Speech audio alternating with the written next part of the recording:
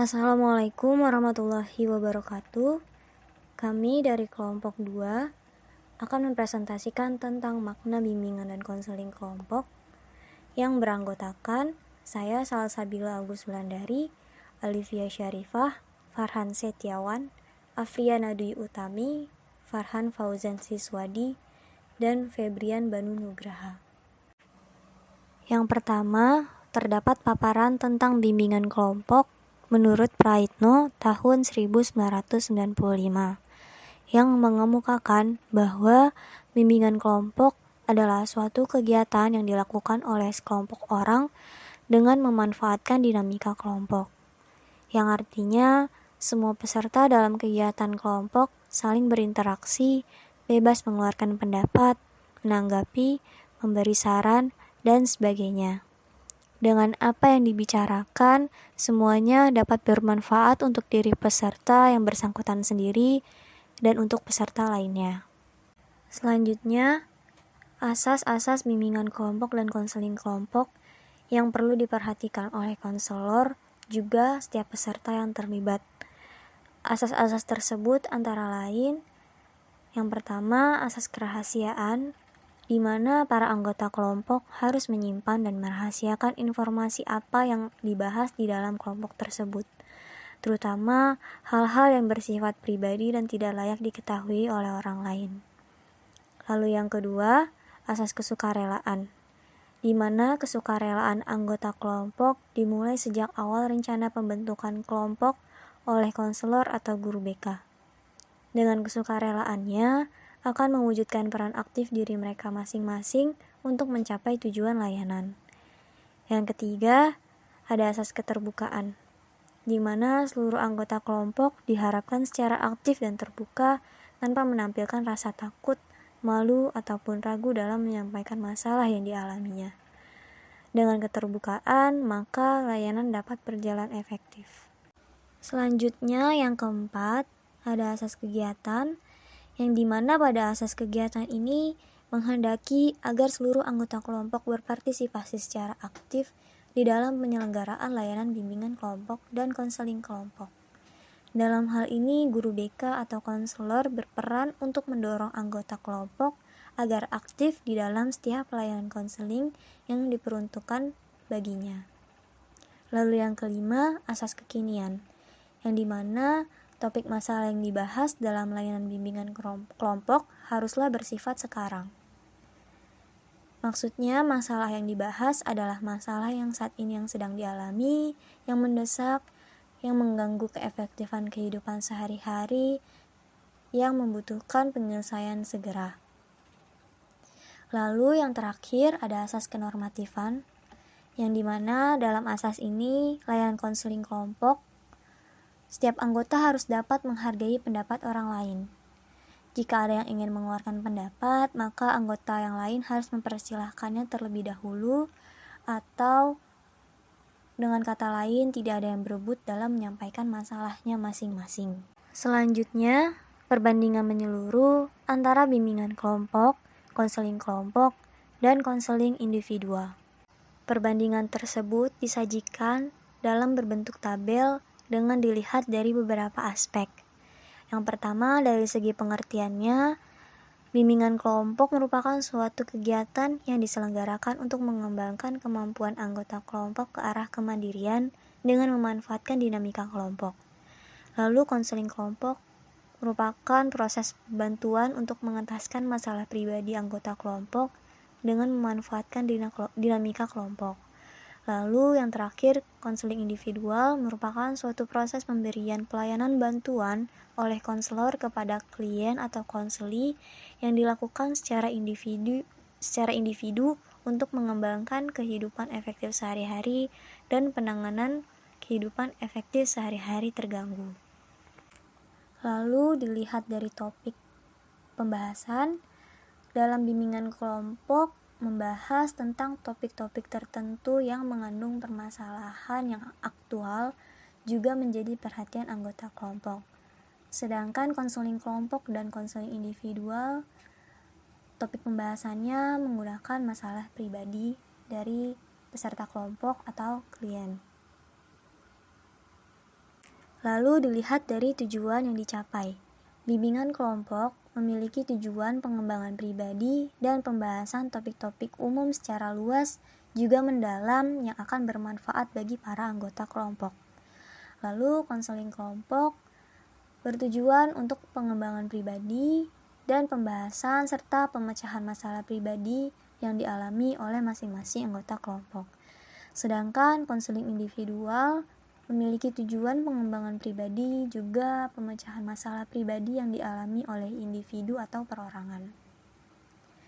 Lalu dilihat dari jumlah anggotanya, bimbingan kelompok terdiri dari 10-15 orang, konseling kelompok terdiri dari 7-10 orang, sedangkan konseling individual hanya 1 orang. Lalu dilihat dari kondisi dan karakteristik anggota. Dalam bimbingan kelompok, relatif anggotanya heterogen, dan konseling kelompok relatif homogen atau heterogen. Selanjutnya dilihat dari aspek format kegiatan. Bimbingan kelompok dan konseling kelompok, format kegiatannya adalah kelompok. Sedangkan konseling individual, format kegiatannya adalah individual atau perorangan. Lalu dilihat dari suasana interaksi. Bimbingan kelompok memiliki interaksi multi arah dan mendalam dengan melibatkan aspek kognitif dan aspek afektif. Lalu konseling kelompok memiliki interaksi multi arah dan mendalam juga tuntas dengan melibatkan aspek kognitif, afektif, kepribadian, dan pengubahan tingkah laku. Sedangkan konseling individual, interaksi yang dilakukan adalah interpersonal dan mendalam juga tuntas dengan melibatkan aspek kognitif, afektif, kepribadian, dan pengubahan tingkah laku. Selanjutnya, jika dilihat dari sifat isi pembicaraannya. Sifat isi pembicaraan dalam bimbingan kelompok adalah umum dan kurang bersifat rahasia. Sedangkan konseling kelompok juga konseling individual memiliki sifat yang sama, yaitu pribadi dan rahasia. Lalu dalam peranan anggota kelompok, dalam bimbingan kelompok, anggota kelompok aktif membahas topik tertentu yang ditugaskan atau dikemukakan dan dipilih secara bebas melalui kegiatan. Yang pertama, berpartisipasi aktif dalam dinamika interaksi sosial.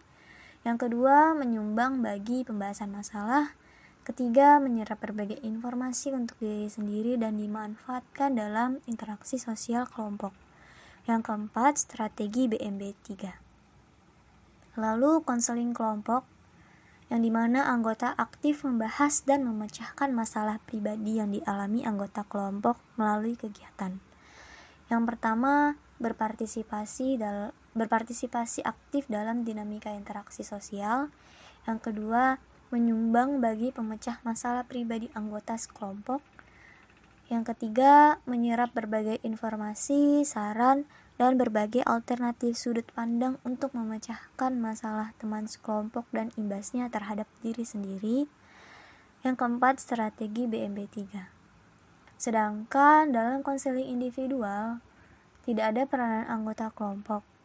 Dalam konseling individual, hanya seorang konselor dan klien atau konseli. Lalu yang terakhir dilihat dari segi pelaksanaannya. Dalam bimbingan kelompok dan konseling kelompok, pelaksanaannya dilakukan oleh konselor. Sedangkan konseling individual dilakukan oleh konselor dan klien. Selanjutnya, topik bimbingan kelompok dan konseling kelompok. Cakupan wilayah topik bahasan dalam kegiatan layanan bimbingan kelompok dan konseling kelompok itu sangat luas. Berikut bidang-bidang kehidupan secara menyeluruh yang dapat diangkat menjadi wilayah topik bahasan dalam kegiatan bimbingan kelompok dan konseling kelompok, yaitu ekonomi, sosial kemasyarakatan, seni dan budaya, agama, ilmu pengetahuan dan teknologi, hukum dan HAM, politik, pertahanan dan keamanan, kehidupan global, pendidikan, dan lingkungan hidup. Dari ke-11 bidang kehidupan tersebut, konselor dapat mengembangkan pada hal-hal yang lebih spesifik dan dekat dengan kehidupan konseli atau anggota kelompok. Nah, jadi dengan topik bahasan yang luas itu, maka konselor sebagai pemimpin kelompok harus mempertimbangkan topik yang akan dibahas sesuai dengan kebutuhan konseli atau anggota kelompok. untuk kemudian diangkat dan diketengahkan dalam situasi pelaksanaan kegiatan bimbingan kelompok dan konseling kelompok. Hal-hal tersebut selanjutnya didalami, dianalisis, dicari jalan keluarnya, direnungkan, serta dikaji melalui strategi dinamika BMB 3. Berpikir, merasa, bertindak, bersikap, dan bertanggung jawab. Mekanisme pemilihan topik. Dalam bimbingan kelompok, membahas materi topik-topik umum, baik topik tugas maupun topik bebas. Topik tugas adalah topik atau pokok bahasan yang datangnya dari konselor dan ditugaskan kepada kelompok untuk membahasnya. Sedangkan topik bebas adalah topik atau pokok bahasan yang datangnya atau dikemukakan secara bebas oleh para anggota kelompok. Mereka secara bergiliran mengemukakan topik secara bebas, kemudian dipilih mana yang akan dibahas pertama, kedua, dan seterusnya. Dalam konseling kelompok, masalah pribadi yang dibahas, masalah dari masing-masing anggota kelompok. Mereka secara bergiliran mengemukakan masalah pribadinya, kemudian dipilih mana yang akan dibahas dan dientaskan terlebih dahulu. Nah, masalah pribadinya ini yang sudah mengganggu pikiran, perasaan, kemauan, bahkan yang sudah mengganggu aktivitas sehari-hari.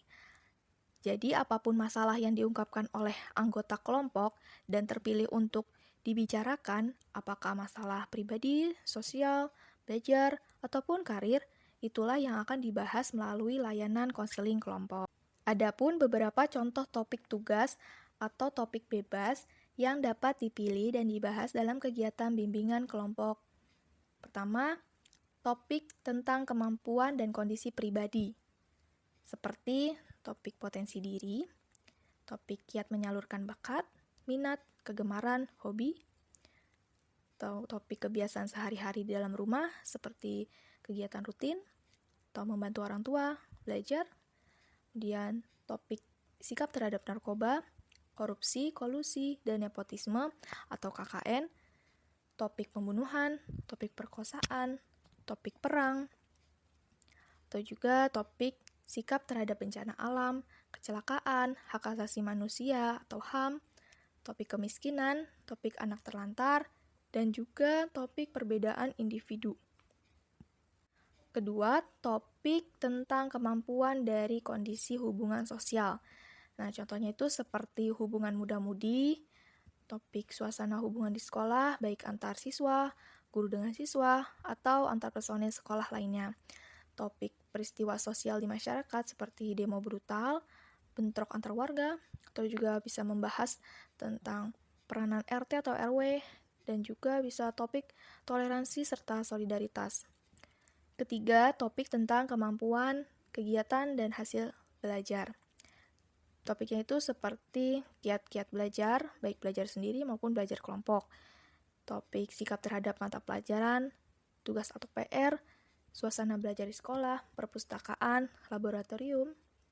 Topik terhadap hasil ulangan atau ujian, membahas masalah mencontek dalam ulangan atau ujian, dan juga topik pemanfaatan buku pelajaran. 4. Topik tentang pengembangan karir seperti hidup adalah untuk bekerja, masa depan kita, masalah pengangguran, lowongan pekerjaan, ataupun PHK. Topik memilih pekerjaan, memilih pendidikan lanjutan, dan juga topik masalah TKI atau TKW. Selanjutnya, sumber penunjang layanan bimbingan dan konseling kelompok. Pada dasarnya, para peserta merumuskan topik-topik bahasan yang akan dikemukakannya berdasarkan apa yang dipikirkan, dirasakan, dialami, dan diperolehnya sendiri. Namun, adanya sumber-sumber topik bahasan yang disediakan oleh konselor atau dibawa sendiri oleh konseli dapat membantu merumuskannya kegiatan topik bahasan kegiatan bimbingan dan konseling kelompok yang dilaksanakan. Nah, sumber penunjangnya ini bisa melalui media cetak dan juga media elektronik atau pengalaman langsung. Contoh media cetaknya itu bisa berupa koran, majalah, buku, dan bahan-bahan tertulis lainnya. Contoh media elektronik atau pengalaman langsung itu berita melalui televisi, radio, ataupun internet, rekaman audio atau video, slide dan film, objek atau kejadian tertentu yang langsung dialami, dilihat, ataupun dikunjungi, ataupun juga melalui ceramah atau cerita lisan.